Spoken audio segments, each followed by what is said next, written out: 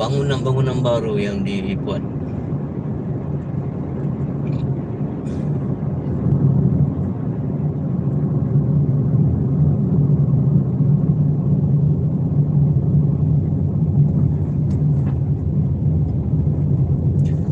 Sebagai makluman, sekarang belum lagi waktu puncak, my friend. Nanti kalau saya boleh reviewkan time puncak di Kota Kinabalu, my friend. Saya rasa benda yang maksud saya, kalau bab-bab jam ni setiap hari Jumaat di mana-mana pun boleh jam, my friend. Di tempat-tempat, my friend pun saya rasa lagi teruk daripada ini. Cuma sekarang sudah 11 lebih di Kota Kinabalu. Sebagai makluman, masuk solat hari Jumaat dan waktu Zuhur adalah pukul 12 lebih, my friend. So sekarang ni masih lagi belum berapa jam teruk, my friend.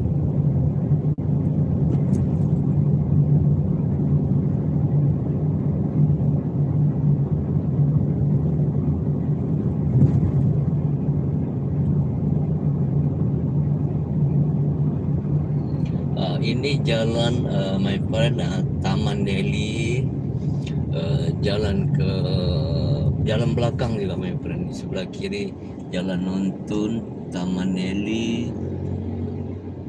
Dia banyak taman bersambung, my friend.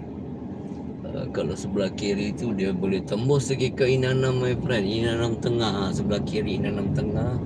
Yang ini dikenali ramai sebagai Jalan Nontun, jalan shortcut ke Inanam, my friend. Inanam adalah salah satu pekan yang kira terbesar juga di Kota Kinabalu, my friend. Jalan ni dia boleh tembus ke Inanam, Menggatal, Tuaran pun boleh tembus, my friend. Cuma ini jalan belakang, my friend.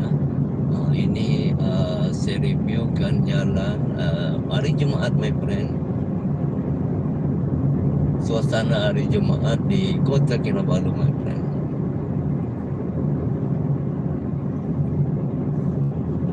Ini ada satu sekolah, my friend.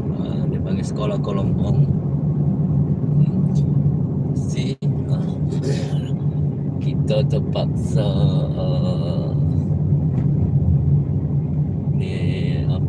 U-turn di belakang, my friend.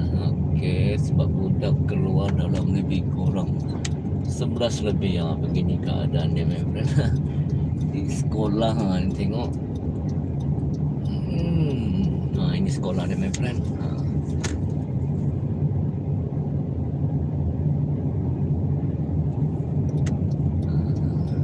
Okey.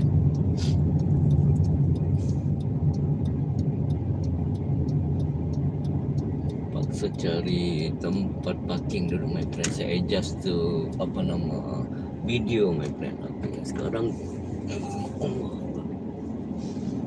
kita parking cantik dulu, my friend.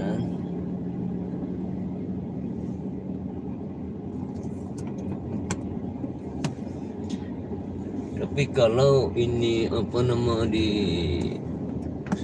kita berhampiran dengan kawasan sekolah, my friend. Ini macam ni lah keadaan dia, my friend.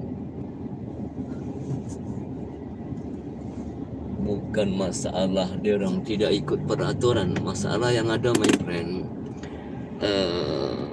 budak-budak sekolah terlampau ramai, my friend. Sekolah pun ini tempat kau. Sorry, my friend. Terima kasih hadir.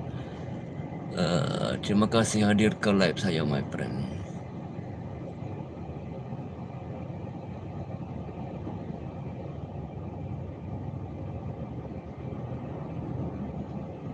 Ya, terima kasih hadir, my friend.